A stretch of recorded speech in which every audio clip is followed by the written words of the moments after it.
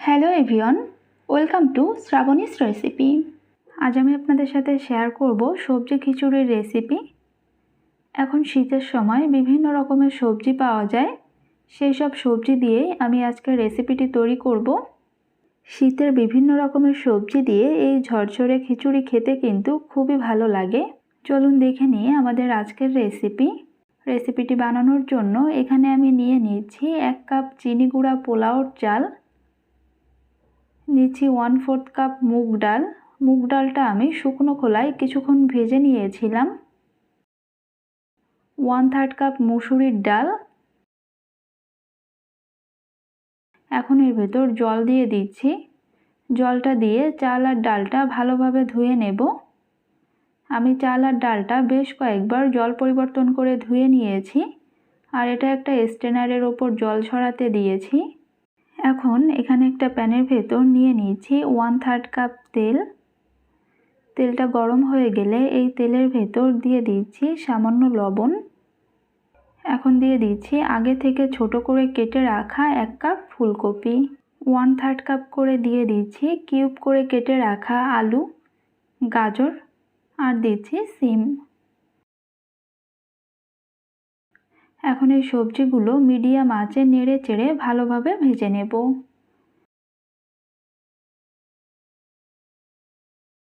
আমি সবজিগুলো ভেজে নিয়েছি, আর এটা কিন্তু ভেজে একদম নরম করে ফেলা যাবে না।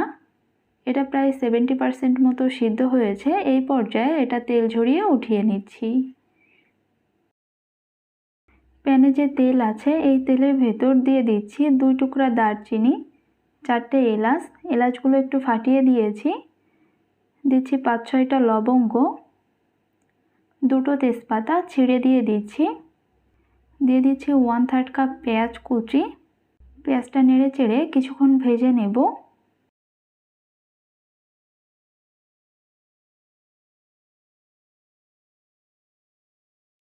পেঁয়াজটা কিছুক্ষণ ভেজে নিয়েছি।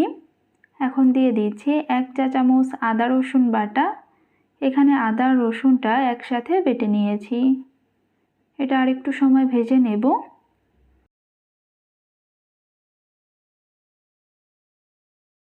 এখন এখানে একটু জল দিয়ে দিচ্ছি যাতে মশলাটা পুড়ে না যায়।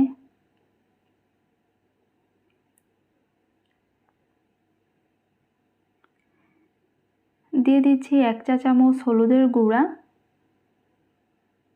1 চা চামচ মরিচের গুঁড়া, 1 চা চামচ ভাজা গরম মশলার গুঁড়া, পরিমাণ মতো লবণ।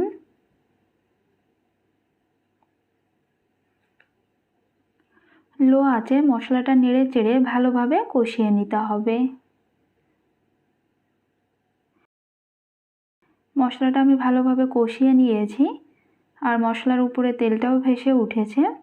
এখানে আমার মনে হচ্ছিল তেলটা একটু কম হয়েছে, সেজন্য এখানে আমি আরও 2 থেকে 3 টেবিল চামচ মতো তেল দিয়ে দিয়েছিলাম।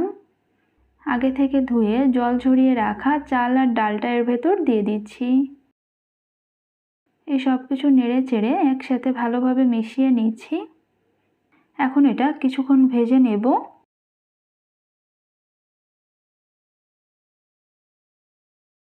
এটা ভাজার সময় এর ভেতর দিয়ে দিচ্ছি আগে থেকে কেটে রাখা 1 কাপ বাঁধাকপি।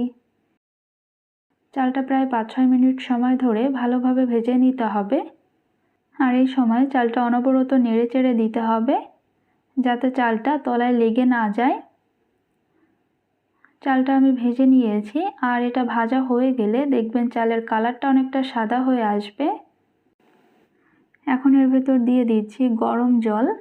এখানে আমি 3.5 কাপ জল দিয়ে দিচ্ছি। অবশ্যই চেষ্টা করবেন গরম জলটা দেওয়ার জন্য।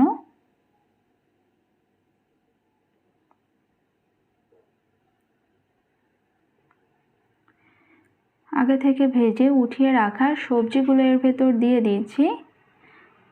4টে কাঁচামরিচ। এটা নেড়ে চেড়ে ভালোভাবে মিশিয়ে নিচ্ছি।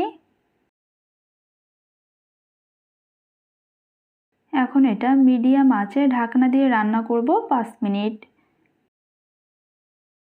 5 মিনিট পর ঢাকনাটা সরিয়ে নিচ্ছি। এই পর্যায়ে এটা একটু ভালোভাবে নেড়ে চেড়ে নিচ্ছি।